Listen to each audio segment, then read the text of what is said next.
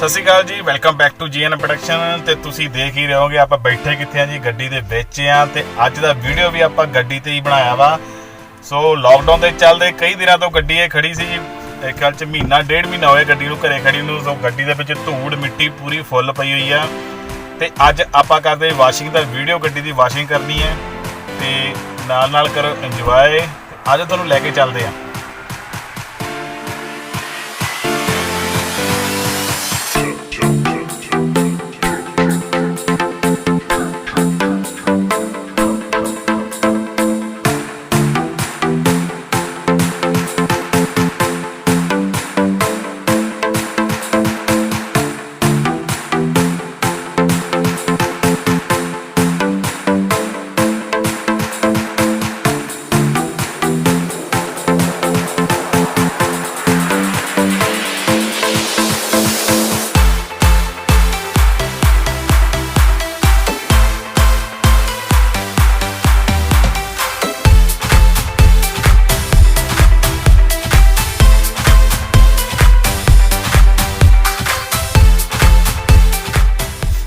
देख सकते जी गड्डी दे मार दिता आपां पानी, पर गड्डी दे खड़े खड़े आह टायर जिहड़े गड्डी दे सारे हवा निकल चुकी है। टायर देख सकते तुसीं हवा निकली हुई है, गड्डी दे उत्ते धूड़ जमी हुई पूरी।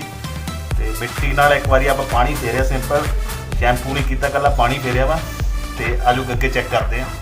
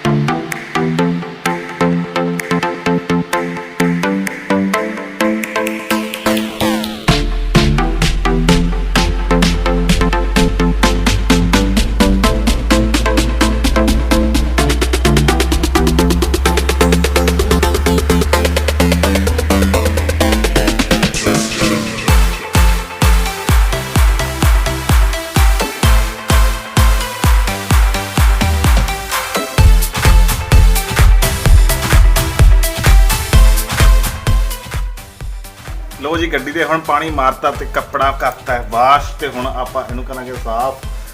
ते साह चढ़ गया पानी दा करके, गर्मी बहुत ज़्यादा ते धुप्प बहुत आ। ते हुण इहनूं करांगे साफ आपां। ते लॉकडाउन दे चलदे गड्डी दी हवा गई जी निकल। आ देखो जी हवा गई गड्डी दी निकल टायर दे विचों। ते पहलां आपां नूं हवा भी भरनी पैनी। हुण इह देखदे आ अगे की हुंदा। ते आओ गड्डी हुण करदे साफ।